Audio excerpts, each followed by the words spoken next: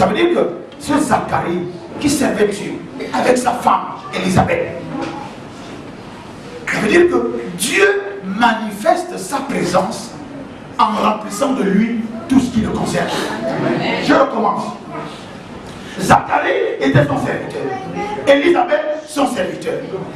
Le service était le service de Dieu. Alléluia. Donc, là où il y a Dieu, s'il vous plaît, écoutez-moi bien, recevez bien cette grâce particulière. Là où il y a Dieu, ce qui n'est pas de Dieu ne peut pas rester là. Amen. Amen.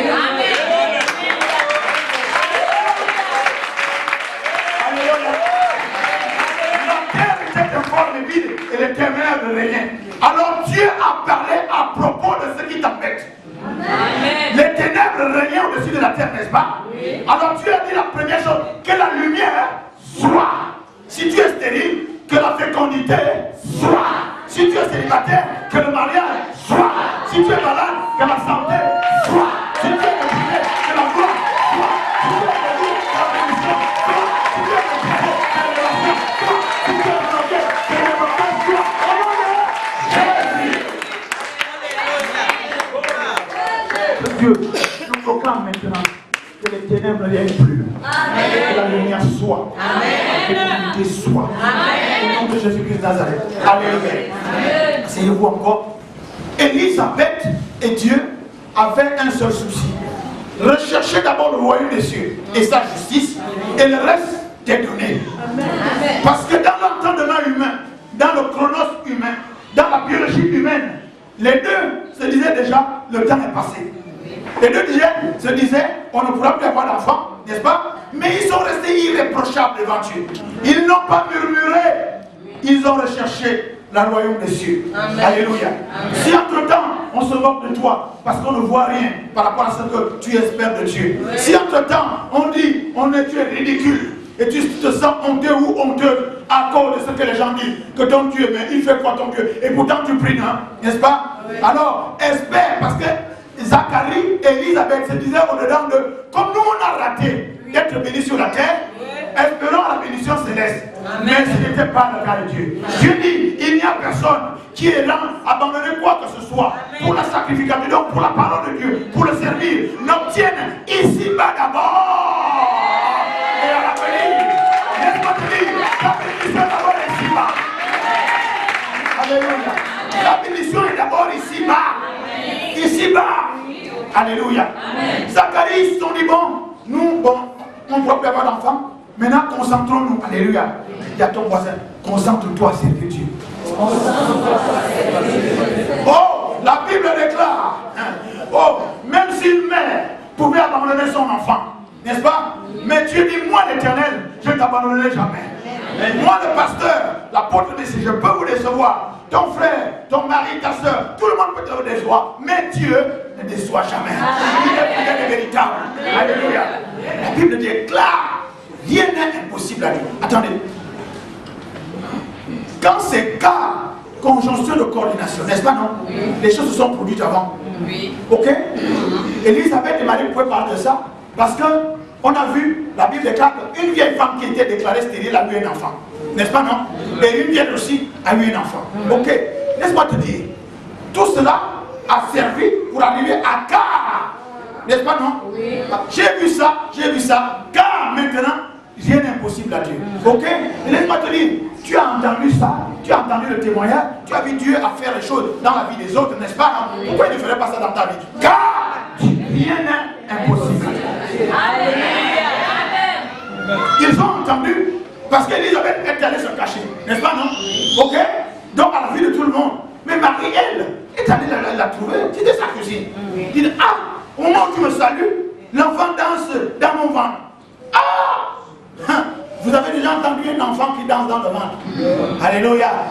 Oh, mais il danse quoi? Il n'y avait pas la musique. Il a tressailli de joie. L'onction. Alléluia. Amen. La grâce qui est sur toi, c'est une grâce, sans que tu le saches, c'est une grâce qui est évolutive. Cette grâce-là se manifeste. Il y a des gens, quand tu les rencontres, la joie t'inonde. Vous n'avez jamais entendu dire, oh, je suis tellement content de te voir parce que quand je suis avec toi, tout va bien. L'onction qui est sur toi va faire tressaillir la gloire de Dieu chez les gens. Continue à croire.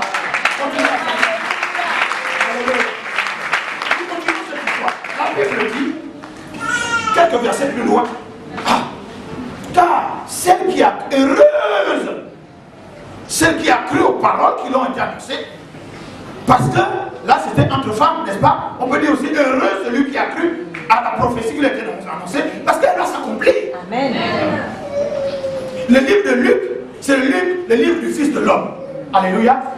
Le Luc était un médecin, le médecin bien-aimé. Donc quelqu'un de scientifique, quelqu'un d'assez sérieux. Et quand vous lisez au départ, il a dit j'ai pris l'engagement d'écrire ça correctement et d'avoir fait des vérifications. Il dit il a vérifié des choses, il a contrôlé. C'est un reporter sérieux, un chroniqueur du ciel sérieux ce livre-là. Un médecin donc, quelqu'un de cartésien, quelqu'un de rigoureux. Alléluia. Il dit que toi qui as cru, qui as reçu cette parole-là, tu verras ces paroles-là s'accomplir.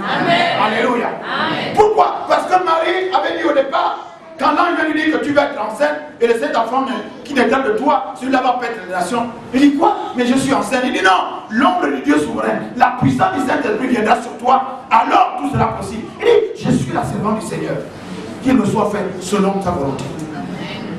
Quand vous recevez une prophétie, recevez-la comme Marie. Je suis la servante du Seigneur. Je n'ai pas encore entendu. Je suis le serviteur du Seigneur. Qu'il me soit fait selon la prophétie. Qu'il me soit fait selon la prophétie.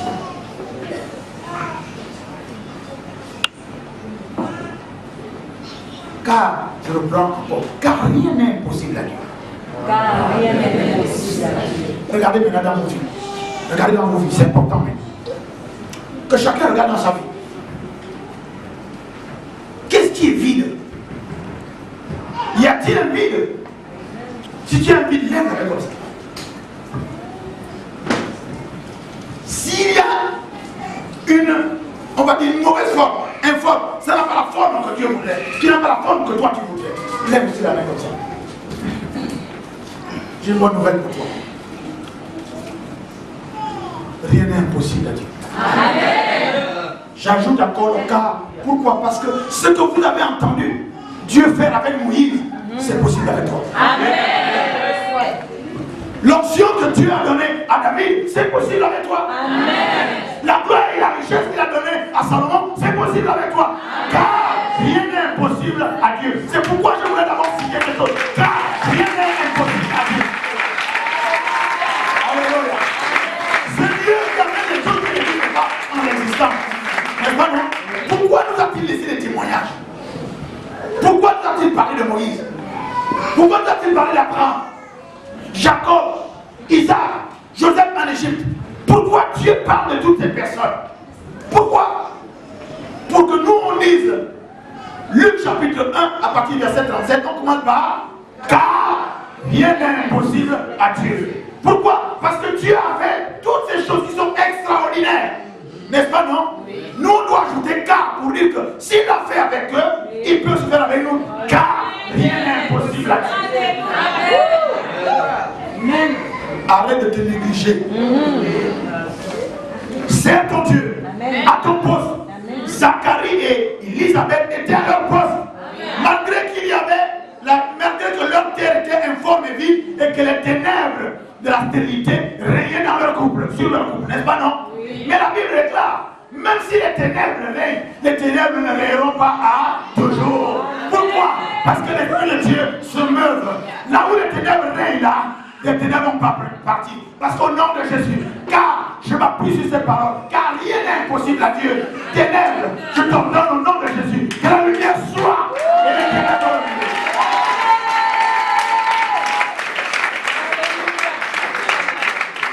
Bien, ok. Nous connaissons cette histoire avec cet homme extraordinaire qu'on appelle Moïse, non?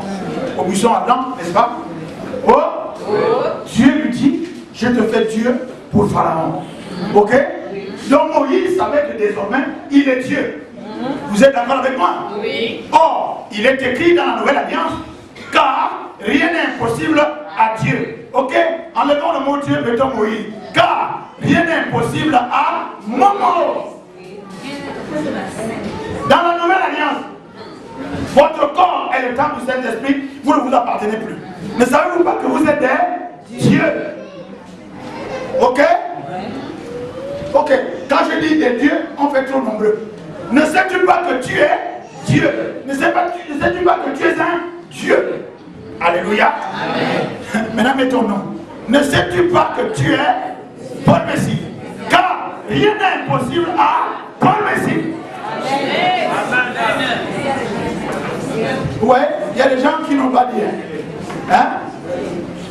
Il y en a des gens qui disent non, je ne peux pas arriver là-bas. Je me trempe sur main. Est-ce que l'eau là est chaude? Non. Alléluia. Vous voyez, on dit des choses que la Bible dit. Mais il y en a qui tapent d'abord l'eau. Est-ce que l'eau là est chaude? Il y en a trop froide. Hein? Trop froid. Non, là c'est là un peu. J'ai diminué. Ne diluez pas la parole de Dieu. Alléluia. Un homme a cru, il a saisi. Dieu a dit à Moïse, je te fais Dieu pour Pharaon. Amen. Ok? Oui. D'accord? L'adversaire c'était Pharaon, l'ennemi c'était Pharaon. Ok? Alors, si tu es stérile, ou bien on t'a dit stérile, stérilité primaire, stérilité secondaire, stérilité universitaire, académique, ou une stérilité villageoise, peu importe la stérilité. Ok? Parce que Zacharie, lui, il avait une stérilité céleste. Parce que Dieu voulait faire une gloire à partir de lui.